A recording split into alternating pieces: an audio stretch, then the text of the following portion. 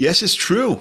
After 4.5 years of microdosing, mushrooms, LSD, I'm going to be calling it quits. And I'm going to explain that right here. It's not exactly what it sounds like, so please stick with me. And then right after I explain this, I'm going to be answering some really good, kind of beginner level basic questions. I'm going to get back to basics as far as teaching you about microdosing, mushrooms, psilocybin, LSD, and all that goes along with it. So welcome here. I am Dr. Dave. This is Microdose U. I'm so glad to have you. And what I'm going to share with you is that, yes, I'm going to be quitting. And I think in the 4.5 years, it's the first time that I'm going to be doing this. But there is a caveat, there's an explanation. See, I'm going to Japan very, very shortly. As I'm recording this, I'm going to Japan within a couple of days. And in Japan, psychedelics and the like are not only illegal, but if for some reason I were to get caught with something, even like a trace amount of something, I can end up in really, really serious trouble. I mean, I could get separated from my wife. They could detain me. They could, I don't know, fine me, put me in jail. I don't know. They could probably do a lot of bad things. They're very, very strict on plant medicines, even plant medicines that are considered safe and therapeutic. They're very, very strict on these things. So I thought long and hard. I was going to try to figure out ways to possibly bring some medicine in and use it if I needed for my regular microdosing journey. But after thinking about it for a long, long time, and I'm talking about months and months and months, I finally came to the conclusion that this could be a great time for me to totally take 1 month off without using any plant medicine whatsoever, except for my daily supplements, which are totally legal in Japan. And by the way, if you want to see what my daily supplements are, just go to the link in the show notes here, my Amazon store, and it shows exactly what I take on a daily basis as far as all the supplements go. But that's a different story. I'm going to take 1 month off total. And I'm going to prepare for this. And like I said, I think it's the longest I've ever taken off since I've been on my microdosing journey for 4.5 years now. And am I a little bit scared? Am I a little bit worried? Yeah, a little bit, because I don't have any kind of backup. No backup. And, of course, alcohol is legal in Japan, but I don't like alcohol. I'll drink a tiny bit socially while I'm there, but not for therapeutic reasons, not for medical reasons whatsoever. Alcohol is not good for medical reasons. There's nothing good about it.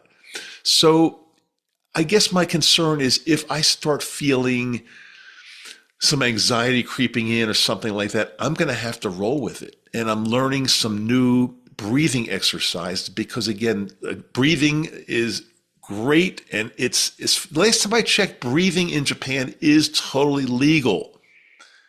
And I've actually been practicing some breathing exercises, such as the famous 4-4-6-2. So what that means is you breathe in a nice deep in-breath for 4 seconds, stop for 4 seconds and pause, then breathe out for 6 seconds, 4-4-6-2, and then 2 seconds go by between that and your next round. So it's in for 4 seconds, hold for 4 seconds, out for 6 seconds, hold for 2 seconds, and then start it again. And I've already been practicing that. And they say that it really does get your parasympathetic nervous system, which is the calm, it's the relaxed the relaxed part of the autonomic nervous system, not the sympathetic, which is, again, that's the fight or flight. That's when you're revved up and your blood is circulating to your muscles, and a lot of systems they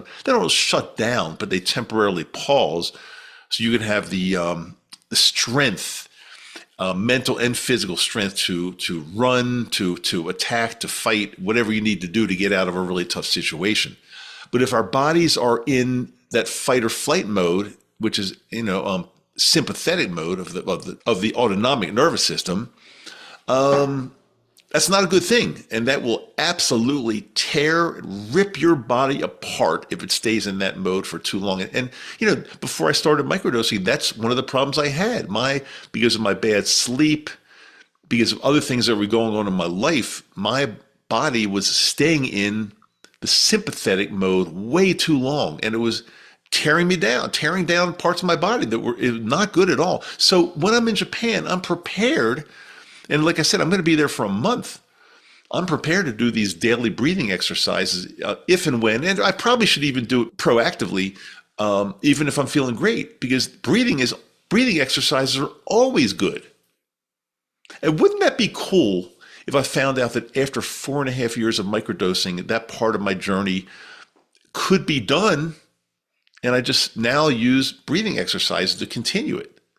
I'm always a fan of learning, improving myself, getting better. And the 4.5 years has led me to just unbelievable things in my life that I never would have thought. I've told you about this. It started off because I wanted to take care of my anxiety and depression and some PTSD. But over the 4.5 years, it's led me to learn about so many more things about my life and my body. So it's a great thing. So I'm definitely continuing. And when I get back, I'll let you know. When I get back to the US, I'll let you know whether I'm going to get back into the microdosing. There's a very good chance I will, because I feel like it's almost part of me that has to do this for this, to teach you all what's going on and to help you. But not necessarily, even though I've got a lot of experience under my belt now, I could move on to just simply breathing exercises and do that for a while and see what happens. So anyway, I'm excited, but a little bit nervous that in no way will I have anything with me whatsoever. So no backup, nothing to fall back on if I feel I need it. I'm going to go with the flow and see what happens. And I'm pretty sure it's going to be fine. Now, what I might also decide to do is take a little bit of a larger dose, a day or two before I go, which would be today or tomorrow. That's like my last chance, a little bit of a larger dose. I'll do it in an area where it's legal or decriminalized. Don't worry. That's always the safest thing to do. If I do it. And if I do, I'll report back to you for sure. But that's what I'm going to be doing. And I'm pretty excited. Although going out of the country, for 4 weeks is definitely, a little bit anxiety ridden to begin with. Let's face it, leaving your home, leaving, your normal routine, what you do all the time, and going someplace to a foreign land where I'm learning the language, but I don't speak it really fluently right now. And there's some anxiety involved. So I'm going to be dealing with some stuff, and I'll definitely share it with you. When I'm there, I'm going to be podcasting from there. Trust me, you're not going to miss an episode, or I'm not going to miss an episode. So don't worry. A new episode comes out every Wednesday. And if I have to throw an extra episode in there when I'm in Japan just to share with you or do a live stream or something, I'll do it, because I want to share my experience with you and let you know how it's going. So that's that as far as quitting microdosing for at least the 4 weeks while I'm there, and let's see how that goes. Now, I've got some really good questions that I've held on to that people have sent into. They send them either by email, YouTube, sometimes Messenger on Facebook. I get them all different kinds of ways. So I'm going to be reading these questions and giving you my best possible answer. Real quickly, before I do, if you're not familiar with what I've got going now, I've got to share this with you. Our Patreon group has gotten to be so cool. Now, Patreon is a little bit of it's a side group apart from this free podcast and the free stuff that I do here. And believe me, I put my heart and soul into every episode that I do here. So if you're joining me here, you're getting great content with my energy and love and, sharing and trusting for sure. However, about 1.5 years ago, I started this Patreon group, this Patreon platform, and it's called Microdose U on Patreon. And it's a paid platform. It's $12.50 a month. Some people are so into it, they pay a year in advance just to get into this thing, which is always appreciated and always helps. But it's become a family. It's become a group of people that we share things amongst each other that we just really don't share anywhere else. And I'm able to also, and we're able to answer questions in this Patreon group that we just can't answer anywhere else, because, it's very, how can I say this, sensitive material about talking about plant medicine in many places where it's illegal. And so I have to be very careful what I say. I have to be very, very careful to protect the people that, that we sometimes, some of my followers get this medicine from. I want to be very protective of everyone. So we don't really discuss sourcing on this podcast. But yes, since Patreon is a private group paid platform, we will discuss things like that and a lot more. And there's just so much love coming from this Patreon family now. It's just incredible. The details and the link are in the show. The link is in the show notes and on my website, microdoseu.com. And also, I've got to say this again. I say this all the time, but we're not looking for people to come in for a very short amount of time, like just pay for 1 month and then grab information and get out of there. We're not looking for that. We're looking for people that want to stay with our close-knit, loving family and be part of this thing. So again, if you're thinking about coming in for a month and just leaving after you pay your dues for 1 month, I love you. I love you a lot, but that's really not what we're looking for there. So again, link is in the show notes and on my website, microdoseu.com. And also, I just want to bring up that if you are new to this, or even if you're not new, but you want just some personalized one-on-one coaching, we do offer that. We've been quite successful with this. And again, all the links are on the show notes, in the show notes and on the website. Let's get right into these questions now. First question comes from Amanda R. in Portland. She didn't say Portland, Maine or Portland, Oregon, so I can't guess, but somewhere in Portland. She asks, how do people usually decide what their starting dose should be? Yeah, good question. The good thing about this medicine is, and we're talking about psilocybin, magic mushrooms.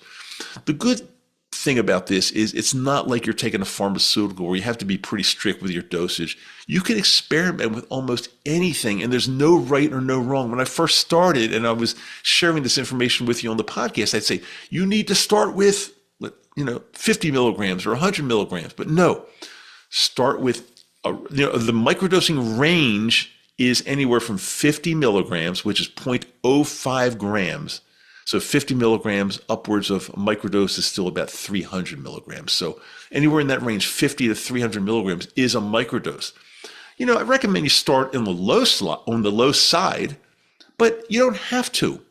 If you want to just dive deep into this and go crazy, there's nothing wrong with starting with 200 or 250 milligrams. It's not wrong.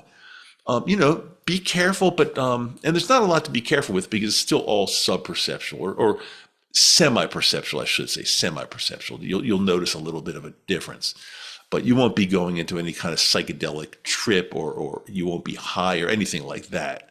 So again, there's no right or wrong. If somebody pressed me and said, Dr. Dave, what's your ideal starting dose? What's your best starting dose?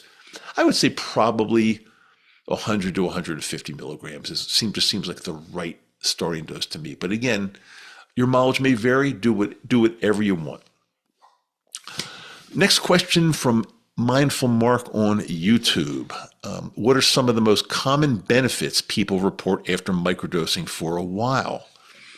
Well, the most common reason people start is for mental health issues such as anxiety and depression, and even more than that. But that's by far the most common reason people start, including myself.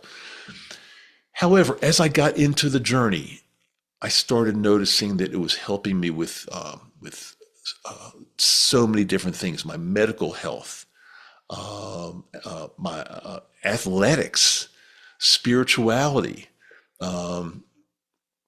my work, relationships, being kind. So many things this microdosing has helped me with, and I'd say transformed me into a different and better person. I mean, I'm still the same. I'm still David Maddow. I'm still the same person. However, I think somebody that's hanging with me now would say there's probably a kinder, more loving, more understanding David Maddow than there was, I don't know, 10 years ago. I'm not sure, but it just helps with so many things, Mark. So again, enjoy the journey. Don't press it too hard. Don't say I'm doing this because it has to change this overnight. It's not going to change anything overnight, but over time, you're going to see so many things improve in your life. From James in Austin, is microdosing safe and are there any side effects or risks that people should know about? It's really interesting. Growing up, I thought psychedelics were some of the most dangerous drugs out there. We were all afraid of them. You do them, you're going to go into a mental institution, you're going to go crazy. Oh, but no, it's far, far from the truth. They're actually very, very safe.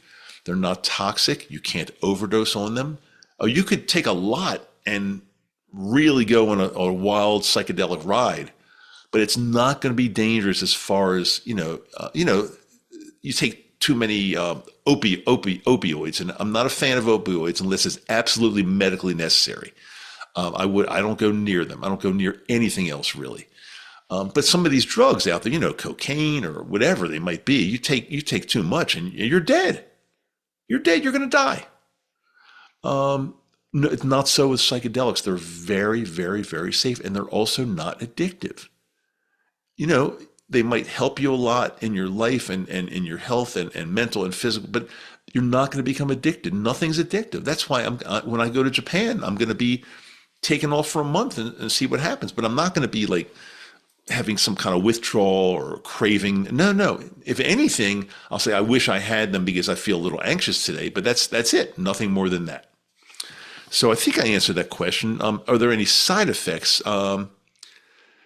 Side effects. Some people report that it can upset their stomach, their GI. It can dehydrate a little bit, so you need to make sure you drink enough water and hydrate. But there are no real side effects that I know of. But everybody is different. I mean, yeah, some people report some anxiety on very, very, very low microdoses. But we always say if you feel anxious after a low microdose, take a higher microdose, and that almost always takes care of that problem.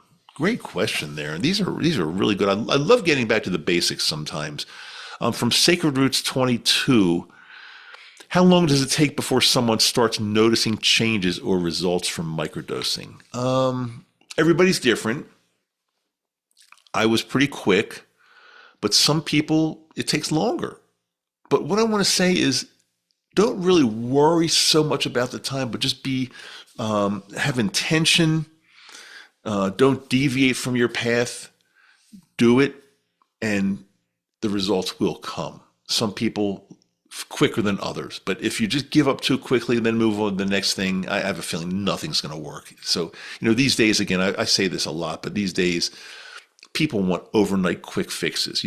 People on TikTok are talking about, oh, you do this and your life will change like in 3 seconds. No, this doesn't, I don't want to give anybody any kind of false hope. It doesn't work like that, but it does work, but just be intentional and believe that it's going to work as it will, and you'll see some really, really nice changes. I'm as I said, I'm 4.5 years into this, and I'm still seeing new benefits all the time. Tina M from Toronto. What's the best schedule or routine for microdosing? Do you need to take days off? Yeah, again, I would say the best. Just roughly 3 to 4 to 5 days on, meaning you dose on 3 to 4 or 5 days in a row.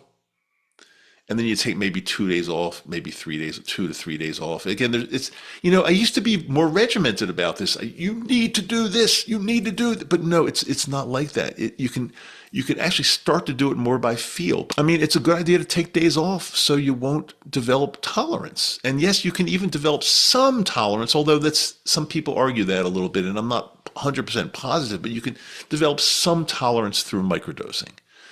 So, that's why I recommend usually, a few days on, 3, 4, 5 days on in a row. You could do more if you want, but just then take a couple days off and then rinse and repeat. Great question there from Tina. Ben asks, a friend told me I need to stop my Lexapro, which, by the way, if those of you that are not exactly sure what Lexapro is, it's an antidepressant. It's an SSRI, selective serotonin reuptake inhibitor. So it's a typical pharmaceutical that people get prescribed for depression and also anxiety. They told me I need to stop my Lexapro before starting microdosing. Is this true? No, it's actually not true, Ben. It's not true. And if we don't recommend stopping any pharmaceutical start your microdosing, dial it in, tweak it, titrate it, make sure it's going well. Then at a certain point, then and only then you can start to slowly wean off of your Lexapro or whatever type of SSR you might be on. And by the way, I really do recommend telling your doctor that you are going to be microdosing. Again, I think I talked about this a little bit on the last episode, but don't hold anything back from your doctor. If your doctor fires you or says, no, you can't do that, then find another doctor because their doctor's not open-minded enough.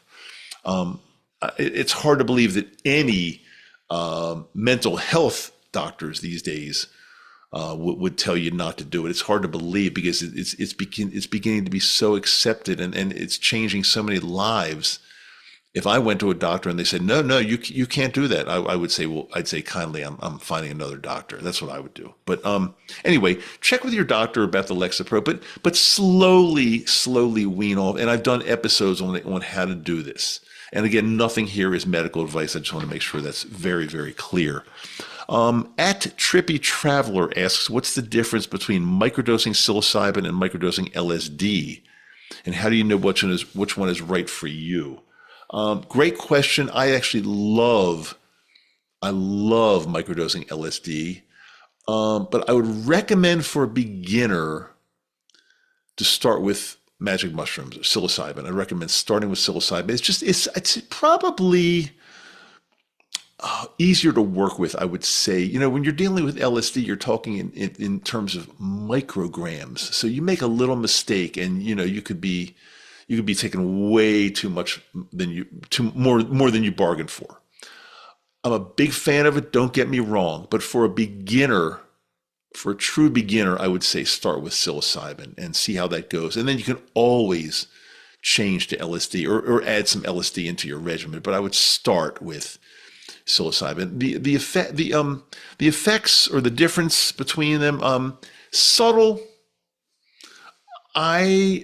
These days, I probably like the feeling of microdosing LSD even more than mushrooms. But they're both very, very good, very acceptable. But I'm starting to really microdosing LSD just feels a little, like a little dreamier, trippier, if that's the right. But you're not going on a psychedelic trip microdosing. But it just feels like you're maybe floating a little bit more. If that makes any sense, I hope that does. Next question, Lisa H from Baltimore. My hometown. I don't live there anymore, but I lived there most of my life. I live in Salt Lake City, Utah now. But hi, Lisa from Baltimore. I wonder if I know you. I'm not sure. How can someone tell if their microdosing protocol is actually working or if they need to adjust it? You'll know. I think you'll know. Follow the energy. Again, after microdosing for a week or two, don't say this is working or this is not working. Just go with the flow, keep it going, and it will work. Believe in it. And I don't mean to say like believe in it like a placebo. No, I don't mean that. But it will work. So, if you're taking it for quite some time and you feel like it's made no dent on your anxiety or depression, then it's time to probably increase your dose. But it will work. But you should start feeling subtle changes, maybe almost immediately. Subtle changes, very subtle. You're not going to be a different person in 24 hours. But you will be a different person for the better in a few years, possibly. I thought I was a different person maybe after a few months. So again, but it just it builds and gets better and better and better. I hope that helps. There's not a real objective answer. It's all subjective. It's how you feel. And I guess my best answer is, Lisa from Baltimore, you will know. You will definitely know. Trust me, you'll know. These are great questions. I invite you to keep the questions coming. And remember, I do have a brand new episode every Wednesday. I think I said that a little bit earlier. Please make sure you check the show notes and all the links and my website, microdoseu.com.